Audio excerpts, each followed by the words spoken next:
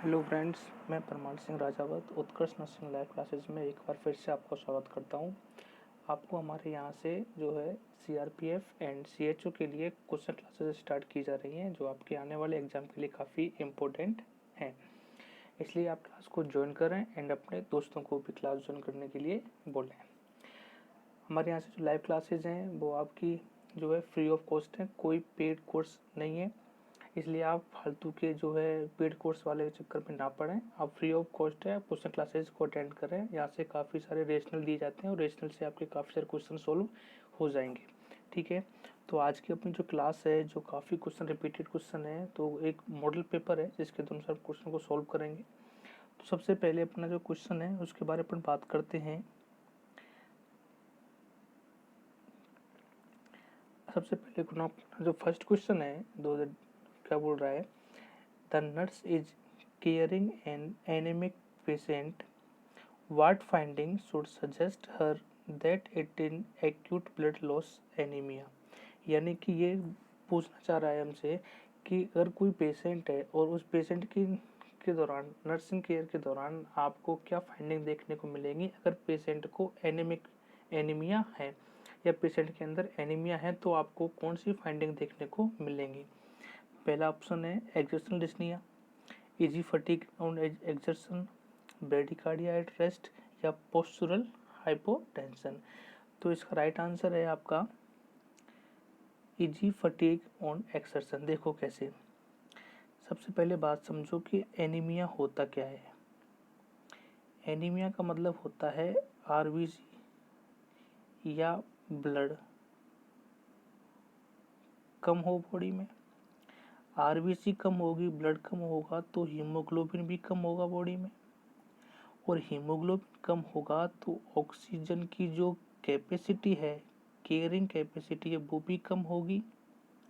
और ऑक्सीजन की carrying capacity कम होगी तो सेल है आपकी, उनके पास ऑक्सीजन कम पहुंचेगी।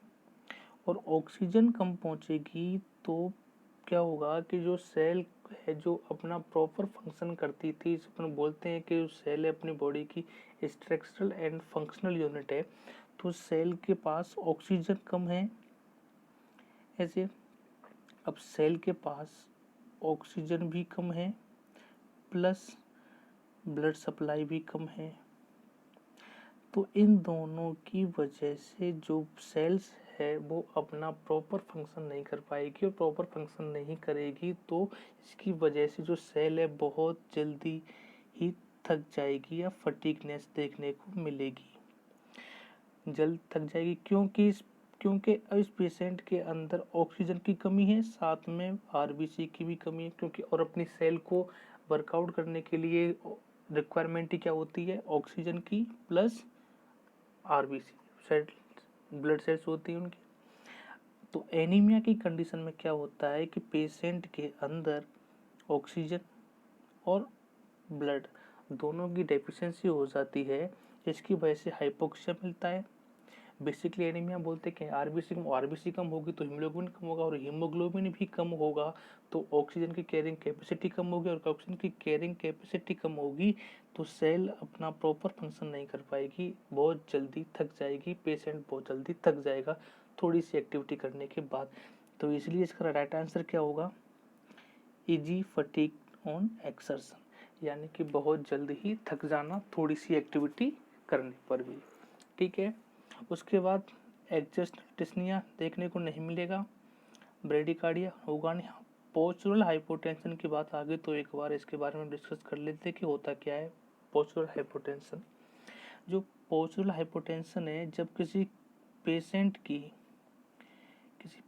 की अपन पोजीशन चेंज करते हैं, ठीक है, अपन किसी पेशेंट की पोजीशन चेंज करें, पोजीशन चेंज करने से उस पेशेंट के ब्लड प्रेशर पर थोड़ा बहुत प्रभाव पड़े और जिसकी वजह से ब्लड प्रेशर कम हो जाए। जो नॉर्मल ब्लड प्रेशर कितना होता है आपका 120/80,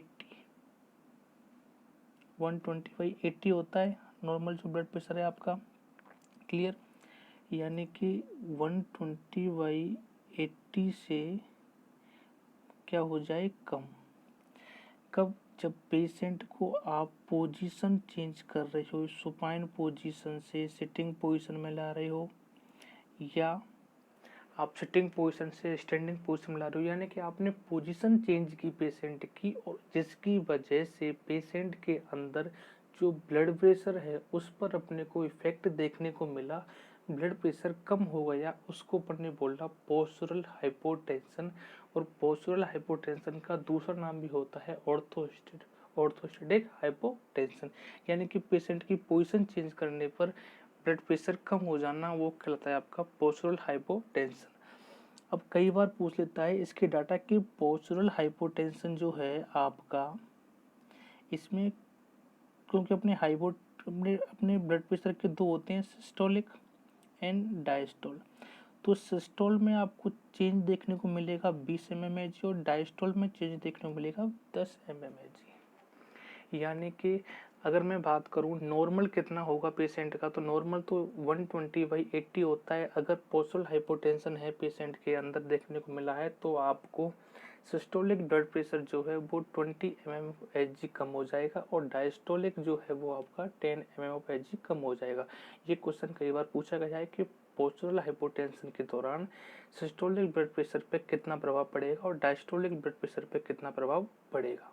तो आपको ध्यान रखना है, सिस्टोलिक में 20 mmHg और डायस्टोल में 10 mmHg कम हो जाता है। ठीक है, ओके। उसके बाद अपन नेक्स्ट क्वेश्चन की बात करते हैं। नेक्स्ट क्वेश्चन है आपका, दैट इज आपका जो नेक्स्ट क्वेश्चन है वो ये है, which patient is having very high risk for developing ovarian cancer. ये हमसे पूछना चाह रहा है कि कौन सा पेशेंट के अंदर आपको ओवेरियन कैंसर देखने को मिलेगा, या कौन सा पेशेंट है। ये चारों कंडीशन दे रखी है पेशेंट की। ये चारों कंडीशन में से आपको ये बताना है कि इन चारों में से कौन सा पेशेंट है जिसको हमें ओवेरियन कैंसर देखने को ज़्यादा मिल सकता है, या उस पेशेंट में ज़्यादा रिस्क है ओवेरियन कैंसर की। पहला option 30-year-old on oral contraceptives, 36-year-old who had first child at 22 years, 45-year-old who was never been pregnant, 40-year-old who had 5 alive children, 1 abortion। देखो क्या होगा इसका आंसर। देखो पहले समझो कि ओवेरियन कैंसर जो है वो आपका होता क्या है। ओवेरियन कैंसर यानी कि जो ओवेरी में जो फॉलिकल्स प्रेजेंट होते हैं, जो फॉलिकल्स हैं वो आपके सिस्ट बना लेते हैं। जो आपके फॉलिकल्स हैं वो आपके सिस्ट बना लेते हैं, और ये सिस्ट बना लेते हैं। सिस्ट बनाने की वजह से क्या होता है कि उनमें जो है सिस्ट बन जाती हैं ओवेरी में, जिसकी वजह से वहाँ पर कैंसर डेवलप हो जाता है।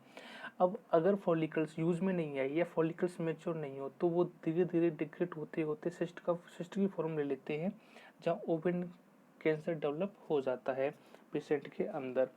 क्लियर। अब देखो कैसे। अब इसका जो राइट आंसर है वो है आपका option is C, 45-year-old who was never been pregnant। क्यों कि देखो मान लो ओवेरियन जो कैंसर, अब ऐसी कोई फीमेल जो कभी प्रेग्नेंट ही नहीं हुई हो, मतलब कि उसके फॉलिकल्स कुछ यूज में ही नहीं आए, एज इट इज फॉलिकल्स थे वो एज इट इज बने रहे। और फॉलिकल्स तो हर टाइम पीरियड के अनुसार मैच्योर होते हैं, लेकिन वो प्रेग्नेंट ही नहीं हुई, तो वो फॉलिकल्स जब ओवुलेशन होता है उस टाइम के दौरान कार्पस ल्यूटियम बनता है, फिर वो डिग्रेड होता है, लेकिन उसके फॉलिकल्स जो हैं वो मैच्योर ही नहीं हुए, या मैच्योर होने के बाद कार्पस ल्यूटियम डिग्रेड हुआ, यानी कि अदर कोई कॉम्प्लिकेशंस आ जाए। उसकी वजह से जो है ऐसी फीमेल क्लाइंट में सबसे ज़्यादा कॉमन रिस्क होती है जो कभी प्रेग्नेंट नहीं हुई हो। साथ में ही एक और आता है आपका ब्रेस्ट कैंसर। ब्रेस्ट कैंसर के लिए भी यही जिम्मेदार है, जो कभी प्रेग्नेंट नहीं हुई हो, या फिर नली पेराइटी, ये भी ऑप्शन में दे रखा होता है नली पेराइटी, यानी कि ऐसी फीमेल क्लाइंट जो कभी भी प्रेग्नेंट नहीं हुई हो, या उसने कभी भी प्रेगनेंसी कंसीव नहीं की हो, या नली पेराइटी हो, तो उसमें भी चांसेस होते हैं ब्रेस्ट कैंसर के और ओवेरियन कैंसर के। ठीक है। अब यहाँ बात आई है तो एक बार इसकी बात कर लेते हैं ओरल कॉन्ट्रासेप्टिव पिल्स के बारे में। तो ओरल कॉन्ट्रासेप्टिव पिल्स काफ़ी इम्पोर्टेंट है और CHO एग्ज़ाम में एक क्वेश्चन यहाँ से क्वेश्चन आएगा, पक्का क्वेश्चन आएगा एक बार, क्योंकि ओरल कॉन्ट्रासेप्टिव पिल्स के बेनिफिट्स भी हैं और इसके डिसएडवांटेज भी हैं। देखो कैसे, अगर मान लो कोई पेशेंट ओरल कॉन्ट्रासेप्टिव पिल्स ले रहा है और तो उस जो है पेशेंट के अंदर रिस्क भी हैं डिजीज कंडीशन के और बेनिफिट्स भी हैं। तो कौन कौन से तो बेनिफिट्स हैं और कौन कौन से रिस्क हैं, यहाँ से क्वेश्चन पूछ लेता है कई कबार पेशेंट के अंदर। ठीक है, तो आप देखो, अगर कोई female client oral contraceptive pills पे है तो अपन उसकी बात करें, पहला बात करते हैं एडवांटेज और दूसरी बात करेंगे अपन डिसएडवांटेज के बारे में। तो एडवांटेज के बारे में बात करूं मैं, सबसे पहले आपको बता देता हूं एडवांटेज के बारे में कि ये जो फीमेल क्लाइंट है ये क्या करती है कि ये कोई पेशेंट ओरल कॉन्ट्रासेप्टिव पिल्स पर है और ओरल कॉन्ट्रासेप्टिव पिल्स कंटिन्यू, जैसे टाइम 12 के अनुसार 21 पिल्स होती हैं और 7 उसमें जो है आपकी आयरन टैबलेट्स होती हैं, अगर उन पर है तो वो क्या करे कि जो ये ओरल कॉन्ट्रासेप्टिव पिल्स हैं वो आपकी ओवेरियन कैंसर, एंडोमेट्रियल कैंसर और colorectal cancer, ovarian cancer, endometrial cancer और कोलोरेक्टल कैंसर, इन तीनों कैंसर की रिस्क को ये कम कर देती है oral contraceptive pills. Ovarian cancer, endometrial cancer और कोलोरेक्टल कैंसर की तीनों की रिस्क को कम कर देती है, ये इसका एडवांटेज है और कोई फीमेल OCP पर कंटिन्यूस में है।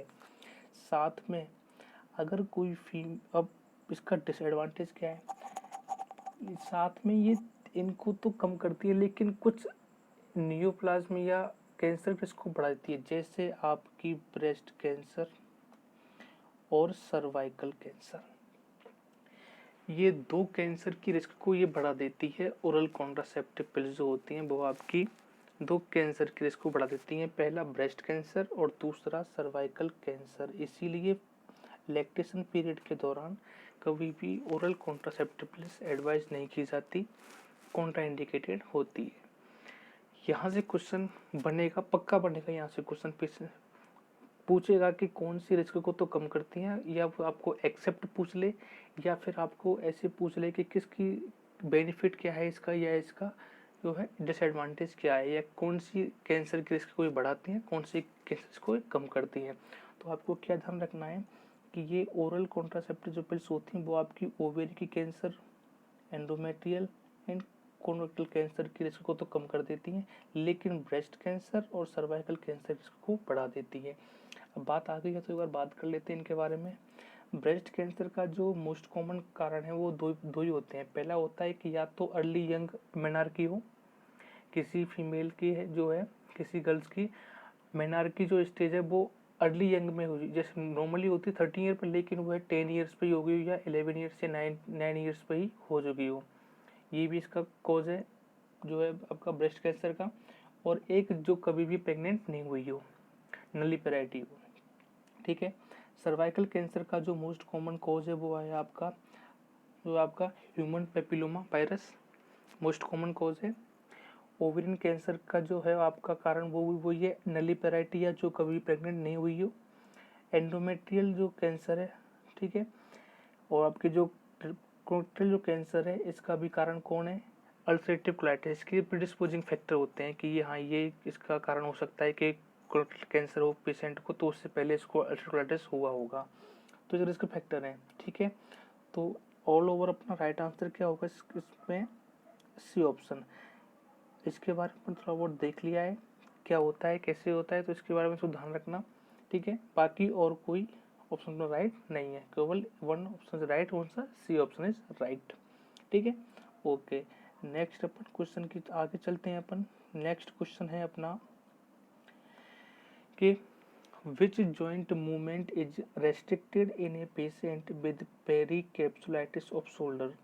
यानी कि कोई पेशेंट है और उसके अंदर पेरिकैप्सुलाइटिस हो चुका है, शोल्डर जो है आपका जॉइंट, उस शोल्डर जॉइंट के अंदर पेरिकैप्सुलाइटिस हो चुका है, तो अब उस पेशेंट के अंदर कौन सा मूवमेंट आपको रेस्ट्रिक्शन देखने को मिलेगा कि वो कौन सा मूवमेंट परफॉर्म नहीं कर सकता या कौन सा मूवमेंट उसको परफॉर्म करने में डिफ़िकल्टी होगी या वो अवॉइडेबल है। ठीक है, तो इसका क्या आंसर है, देखो पहला option adduction, abduction, flexion and extension. पहले बात करते हैं कि होता क्या है पेरिकैप्सुलाइटिस एंड शोल्डर। इसको अपन जो है सेकंड नाम फ्रोजन शोल्डर भी बोलते हैं, प्लस इसको अडेसिव शोल्डर भी बोला जाता है। यानी कि ऐसी कंडीशन जिसमें क्या हुआ, ऐसी कंडीशन इसमें पेशेंट के जो है आपकी, जैसे मान लो ये आपका शोल्डर जॉइंट है, ठीक है, और ये आपका ह्यूमरस बोन, ठीक है, यहाँ पर ये इस प्रकार से फिक्स होता है। तो ये आपकी ग्लेनोड कैविटी और इसमें आपका जो है ये आपका शोल्डर जॉइंट है, जो ह्यूमरस है ये इसमें फिक्स होता है इस जगह पे। तो इस जगह पे क्या होता है, ये जो कैप्सूल है इस कैप्सूल में क्या होता है, इसमें हो जाता है फ्रोजन, यानी कि ये जो यहाँ की जो मसल्स है वो स्पाज्म हो जाती है, और स्पाज्म होने के बाद वो इतनी कॉन्ट्रैक्ट हो जाती है जिस प्रकार से कोई चीज़ फ्रीज हो जाती है ना, उसी प्रकार से यहाँ पर जो है ये जो मसल्स है बिल्कुल अपने आप को कॉन्ट्रैक्ट कर लेती है और वो कोई भी मूवमेंट परफॉर्म नहीं करने देती। ऐसा कोई भी मूवमेंट जो इस मसल्स के द्वारा हो रहा हो, यानी कि इस मसल्स को मैं बोलता हूँ जैसे कि आप अपनी किसी भी हैंड्स को लॉन्ग टाइम तक किसी बर्फ़ या आइस में रख करके देख लो तो आपका हैंड वहीं की वहीं फ्रीज हो जाता है, इस प्रकार से बिल्कुल फ्रीज हो जाता है, मतलब वो मसल जो है कांटेक्ट नहीं कर सकती, ना ही वो रिलैक्स कर सकती। उसी प्रकार से जो पेशेंट का जो है इसमें क्या मिलता है अपने को पेशेंट देने के लिए, जो शोल्डर जॉइंट है, जो आपका शोल्डर जॉइंट की जो मसल्स है वो क्या होती है, बिल्कुल फ्रीज हो जाती है, ठीक, बिल्कुल फ्रीज हो जाती है, ठीक है। इसलिए इसको नाम दिया फ्रोजन शोल्डर या इसको नाम दिया अडेसिव शोल्डर। अडेसिव क्यों कहा, यानी कि चिपकना। अडेसिव का मतलब होता है चिपकना, यानी कि ये पर्सन का जो हैंड है बिल्कुल अपने जो है मिडिल आस्पेक्ट जो लेटरल आस्पेक्ट इस प्रकार से बिल्कुल चिपक जाएगा। यानी कि अब देखो, अब इस पेशेंट के अंदर पूछ रहा है हमसे कि किस पेशेंट के अंदर कौन सा परफॉर्म जो एक्सरसाइज है या कौन सा मूवमेंट परफॉर्म नहीं कर सकता पेशेंट, तो मुझे बताओ। जब इसका नाम ही अडेसिव है और नाम ही इसका फ्रोजन है, तो सिंपल सी बात है इस पेशेंट के अंदर दो मूवमेंट जो हैं वो पर्सन परफॉर्म नहीं कर सकता। सबसे पहला है आपका एक्सटर्नल रोटेशन, सेकंड है आपका अबडक्शन। देखो कैसे,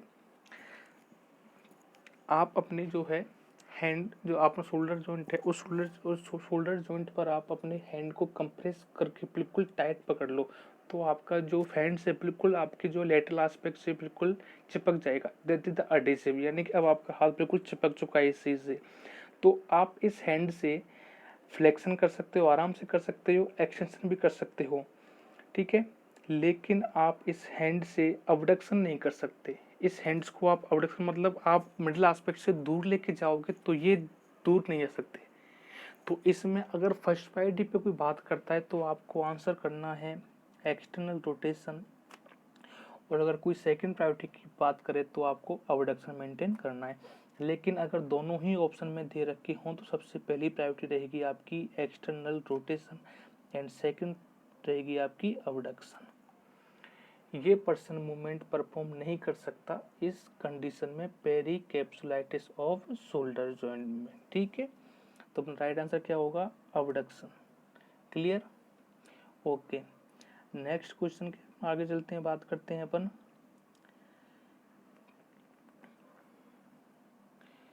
नेक्स्ट क्वेश्चन की अपन बात करते हैं, तो इसमें जो है number 4th question is maternity nurse must he aware that screening for diabetes mellitus in pregnancy is done at, यानी कि ये पूछना चाह रहा है हमसे कि कोई प्रेग्नेंट फीमेल के अंदर जो डायबिटीज मेलिटस के जो टेस्ट करते हैं या जो या जो स्क्रीनिंग टेस्ट करते हैं वो कौन सी वीक पे करना आवश्यक होता है, कौन सी वीक पे अपन कर सकते हैं। ठीक है, तो आपने सबको पता है कि 24 वीक पे करते हैं, ये तो एग्जैक्ट आंसर है। ठीक है, लेकिन हमें यहाँ पर 24 वीक दे रखा है, लेकिन हमको रेशियो में दे रखा है, तो 24 week to 28 week, first priority is 24 week. अपनी जो फर्स्ट प्रायोरिटी होगी वो रहेगी 24 वीक। तो अपना right answer is C option, कि किसी भी प्रेग्नेंट फीमेल के अंदर आपको अगर डायबिटीज मेलिटस के लिए कोई टेस्ट परफॉर्म करना है तो वो कौन सा है आपका 24 वीक से 28 वीक। अब बात आती सर यही इसी वीक पे क्यों किया, और भी तो वीक हैं, और वीक पे भी तो कर सकते हैं। बिल्कुल, इस वीक पे जो परफॉर्म करने का एक कारण है कि जो सेकंड ट्राइमेस्टर जो होता है, उस सेकंड ट्राइमेस्टर के जो एंड में बाकी सभी हार्मोन्स और ग्लैंड्स अपने सीक्रेशन, अपन जानते हैं कि प्रेगनेंसी के टाइम पे फिजियोलॉजिकल चेंजेस होते हैं, ग्लैंड्स के हार्मोन का सीक्रेशन बढ़ते हैं। साथ में ही क्या होता है कि इस पेशेंट के इस सेकंड ट्राइमेस्टर के एंड पे जो इंसुलिन रेजिस्टेंस क्रिएट हो जाता है, इंसुलिन रेजिस्टेंस क्रिएट हो जाता है, जिसकी वजह से जो वुमेन है, जो फीमेल क्लाइंट है, वो इंसुलिन जितने अमाउंट में सीक्रेट होना चाहिए उतना नहीं होता, यानी कि यह रेजिस्टेंस प्रोड्यूस कर देती है, बॉडी के अंदर जो है रेजिस्टेंस प्रोड्यूस हो जाता है इंसुलिन के प्रति, जिसकी वजह से फीमेल क्लाइंट जो है जितना उसे इंसुलिन प्रोड्यूस करना चाहिए था पेनकेटिक जो है बीटा सेल से, उतना इंसुलिन प्रोड्यूस नहीं होता सेकेंड ट्राइमेस्टर के दौरान। इसीलिए इसी वीक पे परफॉर्म किया जाता है at the end of second trimester, या 24 वीक से 28 वीक के अंदर। ये एक परफॉर्म है। ठीक है, अब बात आती है सर इसमें करते क्या है अपन, उसको करते कैसे हैं। तो इसके लिए अपन जीटीटी टेस्ट करते हैं, आप सभी जानते हो, ग्लूकोज टॉलरेंस टेस्ट करते हैं। ठीक है, देखो इसमें क्या करते हैं अपन, पेशेंट को 75 ग्राम जो है शुगर खिलाते हैं। देखो ये तो WHO के अकॉर्डिंग है, और 100 ग्राम जो है वो आपकी 100 ग्राम आपकी दे रखी है, किसके अकॉर्डिंग दे रखी है, आपकी जो वो दे रखी है आपकी DC दत्ता के बुक के अकॉर्डिंग। तो आप इसको तो जाओ भूल, 100 ग्राम को आपको रखना है 75 ग्राम। 75 ग्राम इज बेस्ट आंसर, और 75 ग्राम जो है आपकी दिल्ली एम्स ने यही राइट आंसर मानता है, 75 ग्राम को ही। ठीक है, बाकी डिएट कर ये WHO के डाटा है। 75 ग्राम जो है वो शुगर पहले अपन इंजेक्ट करते हैं या उसको प्रेग्नेंट फीमेल को खाने के लिए बोलते हैं, उसके बाद अपन हार्वर्डली टेस्ट करते हैं। ठीक है, 3 फेज में टेस्ट करते हैं, पहले तो प्री कर लो, फिर पोस्टमार्टम, उसके बाद फिर नेक्स्ट। ठीक है, तो 75 ये क्वेश्चन पूछा गया है कई बार यहाँ से कि कितनी ग्राम जो है आपको शुगर ऑफर की जाती है फीमेल क्लाइंट को ड्यूरिंग जीटीटी टेस्ट के दौरान। ठीक है, ग्लूकोज टॉलरेंस टेस्ट। ठीक है, तो इसका right answer is 24 week. Clear, okay. उसके बाद नेक्स्ट जो क्वेश्चन है वो है आपका 5 कोई नंबर क्वेश्चन के, coefficient neonate of diabetic mother is at risk for all the following except. देखो ये एक्सेप्ट वाला जो लफड़ा है ना, इस बार फ्रेंड्स बहुत ज़्यादा इसने नॉट सेट ने इस बार खतरनाक वाला पेपर लिया, नॉट सेट दिल्ली एम्स ने। उसने सारे क्वेश्चन जो थे वो आपके एक्सेप्ट, ट्रू और फॉल्स इस पे बेस्ड करके दिए थे। बच्चा वहाँ जाके कंफ्यूज होता है कि ट्रू क्या है, फॉल्स क्या है और एक्सेप्ट क्या है। क्यों? क्योंकि स्टूडेंट नॉर्मली थ्योरी पढ़ के सब जाते हैं, लेकिन कई बार क्या होता है कि बच्चा उनके प्रति जो है पढ़ के सब जाते हैं, लेकिन अपन भूल जाते हैं कि क्योंकि आप ट्रू, एक्सेप्ट और फॉल्स वाले क्वेश्चनों को जब भी राइट कर सकते हो जब आपको कंप्लीट नॉलेज हो उस टॉपिक की या उस मटेरियल के बारे में। अब कंप्लीट नॉलेज हो तभी आप उसको राइट आंसर कर सकते हो। बाकी बेसिकली जो नॉर्मल फ्लो में जो क्वेश्चन आते हैं उसको आप टिक कर सकते हो नॉर्मली, लेकिन एक्सेप्ट, ट्रू और फॉल्स वाले क्वेश्चनों को आप जब आप टैकल कर सकते हो जब आपको कंप्लीट टॉपिक का नॉलेज हो। जिस टॉपिक से क्वेश्चन पूछा गया उस टॉपिक को आपको लाइन टू लाइन आपको पता होनी चाहिए कि इस टॉपिक में है क्या, तभी आप उस क्वेश्चन को सॉल्व कर सकते हो। ठीक है, इस बार नोट सेट ने काफ़ी सारे क्वेश्चन दिए थे एक्सेप्ट ट्रू एंड फॉल्स वाले। ठीक है, तो देखो ये पूछना चाह रहा है कि कोई न्यूनेट है diabetic mother it risk for all the following except, यानी कि न्यूनेट है और वो डायबिटिक मदर से बोर्न हुआ है तो उसमें क्या रिस्क देखने को नहीं मिलेगा। तो इसमें पहला ऑप्शन हाइपोग्लाइसीमिया, दूसरा hypocalcaemia, third option hyperglycaemia, hyperbilirubinaemia. ठीक है, तो इसका राइट आंसर इज हाइपरग्लाइसीमिया। सभी जानते हैं, अजय सर ने बहुत डीपली पढ़ाया था ये topic diabetic neonate of diabetic mother. हमारी क्लासेस इसकी यूट्यूब पर है, अजय सर ने बहुत अच्छे तरीके से पढ़ाया है। हाइपोग्लाइसीमिया कैसे होता है, हाइपोकैल्सीमिया कैसे होता है, हाइपरबिलिरुबिनेमिया कैसे होता है, ये सभी को अच्छे से पढ़ा रखा है। उसकी लिंक जो है वो आपको डिस्क्रिप्शन में दे दी जाएगी, न्यूनेट ऑफ डायबिटिक मदर, वहाँ से आप उसको देख सकते हो वीडियो को, बिल्कुल बता रखा है। लेकिन हाइपरग्लाइसीमिया देखने को नहीं मिलता इस पेशेंट। अब ये क्यों नहीं मिलता इसका मैं रीजन दे देता हूँ आपको एक बार, क्यों नहीं मिलता। देखो कोई पेशेंट अब मान लो न्यूनेट है, अपने जानते हैं कि ग्लूकोज जो है क्रॉस कर जाता है प्लेसेंटा को, लेकिन इंसुलिन क्रॉस नहीं करता। न्यूनेट के जो फीटस है उस फीटस के अंदर ग्लूकोज क्रॉस कर जाता है प्लेसेंटा को, लेकिन इंसुलिन क्रॉस नहीं करता। इसीलिए जो फीटस है वो सेल्फ इंसुलिन प्रोड्यूस करता है, और सेल्फ इंसुलिन प्रोड्यूस करता है तो प्रचुर मात्रा में यानी बहुत मात्रा में इंसुलिन बनाता है, जिसकी वजह से क्योंकि उसको बॉडी मेंटेन क्या करना है, ग्लूकोज को मेंटेन करना है बॉडी के अंदर।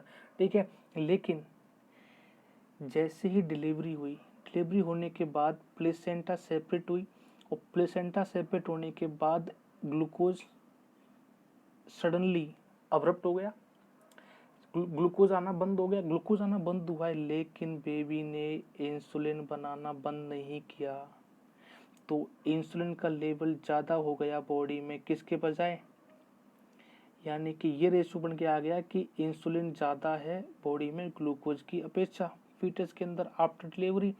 जब इंसुलिन ज़्यादा है तो सिंपल सी बात है क्या हाइपरग्लाइसीमिया देखने को मिलेगा, अरे मिलेगा ही नहीं, हाइपोग्लाइसीमिया देखने को मिलेगा क्योंकि इंसुलिन ज़्यादा है ग्लूकोज कम है बॉडी के अंदर। इसीलिए इसमें ये देखने को नहीं मिलेगा, इसने एक्सेप्ट पूछा है, बाकी सभी देखने को मिलते हैं।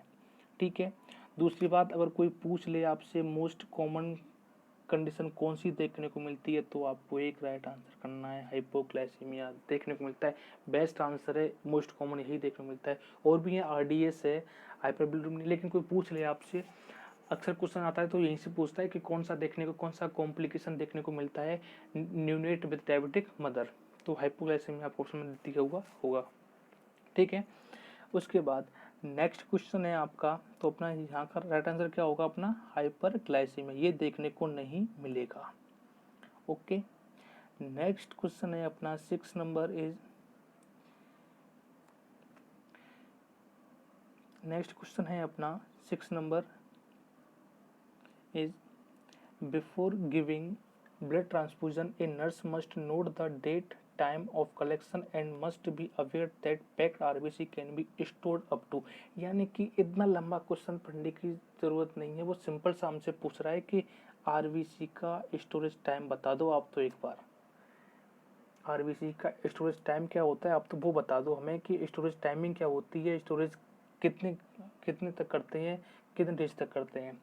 आई थिंक सबको पता है इसका राइट आंसर इज 35 डेज। लेकिन कैसे, देखो नॉर्मली जो मानते हैं वो अपन मानते हैं 35 डेज से 42 डेज तक मानते हैं नॉर्मली, तो इतने ये मानते हैं। लेकिन इसमें से भी कोई पूछ तो बेस्ट आंसर इज 35 डेज। ये 7 डेज तो एवरेज है, जबकि बेस्ट आंसर इज 35 डेज, ये एग्जैक्ट बेस्ट आंसर यही है। ठीक है, अब उसके बाद अब यहाँ बात आगे तो अपन बात कर लेते हैं। देखो अपने सबसे पहले होता है प्लेटलेट, आरबीसी, डब्ल्यूबीसी और प्लाज्मा। तो जो प्लेटलेट का जो है आपका, जो आपकी प्लेटलेट होती है बॉडी के अंदर, तो प्लेटलेट में क्या होता है कि जो प्लेटलेट का जो स्टोरेज टाइम है वो आपका होता है 5 डेज। ठीक है, और आपका आरबीसी का है वो 35 टू 42 डेज, और इसका है आपका जो WBC का वो है 13 डेज। मैं इसलिए बता रहा हूँ क्योंकि क्वेश्चन यहाँ से कई बार पूछ लेता है। और प्लाज्मा का जो है वो है आपका 1 ईयर, 1 ईयर या 12 मंथ। क्लियर। उसके बाद अब इसका पूछ लेता है इसको स्टोरेज कितने टेम्परेचर पर रखते हैं। तो देखो प्लेटलेट को तो रूम टेम्परेचर पर स्टोर करते हैं अपन, इसके लिए कोई टेम्परेचर रिक्वायरमेंट, रूम टेम्परेचर पर स्टोर कर दो। ठीक है।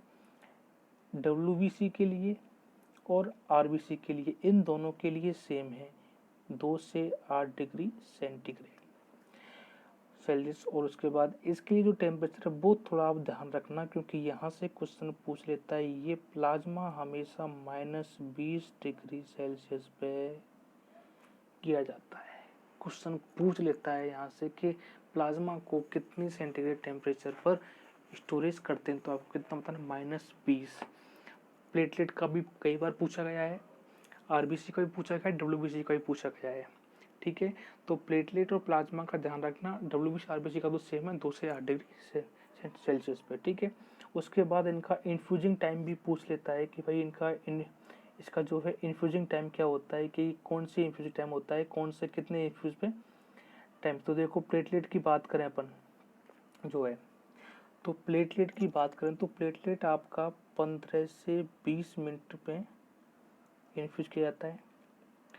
RBC जो है वो आपकी 2 से 4 आवर एवरेज है। एग्जैक्ट पूछे कोई तो बेटा 3 आवर्स बताना, एग्जैक्ट यही है 3 आवर्स। अगर 2 आवर्स से कम में कर दिया तो हाइपरवोलेमिया हो जाएगा, और 4 आवर्स के बाद तक खींच के ले गए तो पेशेंट के अंदर इन्फेक्शन के चांसेस बढ़ जाते हैं। ठीक है। 3 आवर्स एग्जैक्ट बेस्ट आंसर है ये। WBC का टाइम है तो वो है आपका 1 आवर्स। ठीक है। प्लाज्मा का थोड़ा 2 प्रकार से होता है, एक तो आपने पढ़ा होगा क्रायो प्रेसिपिटेट, और एक पढ़ा होगा आपने फ्रेश फ्रोजन प्लाज्मा। ठीक है। तो जो क्रायो प्रेसिपिटेट है उसका जो टाइमिंग है वो है आपका 15 से 20 मिनट, और फ्रेश फ्रोजन का है वो है आपका 1.5 आवर टू 2 आवर्स। मैं इसलिए बता रहा हूँ क्योंकि यहाँ से क्वेश्चन कई बार पूछ लेता है आपका, चाहे भले ही आपका एम्स का एग्जाम हो, चाहे भले CHO का हो, चाहे भले CRPF का हो। यहाँ से क्वेश्चन कई बार पूछ लेता है कि डिफ्यूजन टाइम क्या है, प्रिजर्वेटिव टाइम क्या है, टेम्परेचर स्टोरेज क्या है इसका, तो ये आपको ध्यान में रखना है। ठीक है। तो अपना यहाँ का जो राइट आंसर क्या होगा अपना 35 डेज इज राइट आंसर, कि अपना RBC को पैक्ड RBC को 35 डेज तक अपन स्टोर कर सकते हैं। अगर यहाँ पर 42 भी होता सिंगल वर्ड में, 35 के 42, आपको 42 पर नहीं जाना था, आपको 35 पर ही जाना था, क्योंकि 35 इज बेस्ट आंसर है। Clear. Okay. Next question is आप, a nurse was called to see a patient with noisy breathing. She suspected laryngospasm with stridor occur commonly. ये पूछना चाह रहा है कि पेशेंट के अंदर जब आप असेस कर रहे थे, जब आपने देखा कि पेशेंट के अंदर नोजी ब्रीथिंग है, साथ में उस पेशेंट के अंदर आपको लेरेंजोस्पाज्म सस्पेक्टेड है और स्टाइडर रेस्पिरेशन देखने को मिला है, तो इस कंडीशन में आप नर्स क्या डायग्नोस करेगी या नर्स क्या असेस करेगी कि ये कंडीशन किसके साथ में देखने को मिल सकती है, हाइपरकैलेमिया के साथ में, हाइपरकैल्सीमिया, हाइपोकैलेमिया या फिर hypocalcaemia. Right answer is hypocalcaemia. ठीक है। लेरेंजोस्पाज्म। ठीक है। लेरेंजोस्पाज्म, स्ट्राइडर, नोजी ब्रीदिंग, क्योंकि मसल्स का कॉन्ट्रैक्शन हो गया, कॉन्ट्रैक्शन की वजह से वहाँ पर आपको जो है लेरेंजोस्पाज्म देखने को मिला, स्पाज्मिटी डेवलप हो गई, इसलिए आपको वहाँ पर लेरेंजोस्पाज्म देखने को मिला। तो ये किसकी कंडीशन है, हाइपोकैल्सीमिया की कंडीशन अराइज हो चुकी है। हाइपोकैल्सीमिया के साथ में अपने 2 साइन और पढ़ लेते हैं, एक तो चोवेस्टिक साइन और एक आपका ट्राउजी साइन। वेस्टिक साइन जो है वो आपका फेस पर देखने को मिलता है, और ये आपका आर्म पर देखने को मिलता है। हाइपोकैल्सीमिया में ये साइन भी 2 साइन देखने को मिलते हैं, या ट्विस्टिंग ऑफ मसल्स भी देखने को मिलता है। Okay. Right answer is hypocalcemia. Laryngospasm condition हो, या नोइजी ब्रीथिंग, या stridor respiration. Okay. Next question is, ये क्वेश्चन आपने कई बार देखा होगा और आपने पढ़ा भी होगा कि HIV मान लो nurse working in a operation theatre must know the risk of HIV infection with needle stick injury is about. यानी कि ये पूछना चाह रहा है कि निडल स्टिक जो इंजरी है जो HIV पेशेंट जो है HIV में कितने अनुपात से देखने को मिलती है, कितना रेशियो माना गया है। तो WHO के अकॉर्डिंग यही माना जाता है कि 1:300, यानी कि 1:300 इज राइट आंसर। ये एग्जैक्ट है। WHO के अकॉर्डिंग गाइडलाइन जारी की गई थी, उसमें यही माना गया है कि जो है कोई नर्स का जो HIV इन्फेक्टेड जो है रिस्क बढ़ जाती है निडल स्टिक की, वो कितनी है, 1:300। यही है राइट आंसर इसका। ठीक है, ओके। नेक्स्ट अपन बात करते हैं, ए nurse is caring for a patient with swine flu. मान लो कोई नर्स स्वाइन फ्लू के पेशेंट की केयर कर रही है, उस दौरान में आपको ड्रग ऑफ चॉइस पूछा गया है कि उस पेशेंट के लिए ड्रग ऑफ चॉइस कौन सी है स्वाइन फ्लू के लिए। तो स्वाइन फ्लू के लिए ड्रग ऑफ चॉइस हुआ अभी कुछ साल पहले फैला था स्वाइन फ्लू। ठीक है, तो ड्रग ऑफ चॉइस जो है इसके लिए जो है आपकी ओसेल्टामाविर ये आपकी ड्रग ऑफ चॉइस है स्वाइन फ्लू के लिए, और कोई ड्रग नहीं है, यही ड्रग ऑफ चॉइस है स्वाइन फ्लू के लिए। दूसरी यहाँ पर एक और ड्रग दी गई है एसाइक्लोविर। तो मैं आपको बता देता हूँ कि ये 2 कंडीशन के लिए ड्रग ऑफ चॉइस है। पहला साइटोमेगालो वायरस, दूसरा herpes simplex virus. Acyclovir herpes simplex virus के लिए DOC है और साइटोमेगालो वायरस के लिए भी DOC है, और ओसेल्टामाविर आपकी स्वाइन फ्लू के लिए ड्रग ऑफ चॉइस है। ठीक है, यहाँ का जो right answer is D option is oseltamivir. Next question है आपका, ए नर्स इज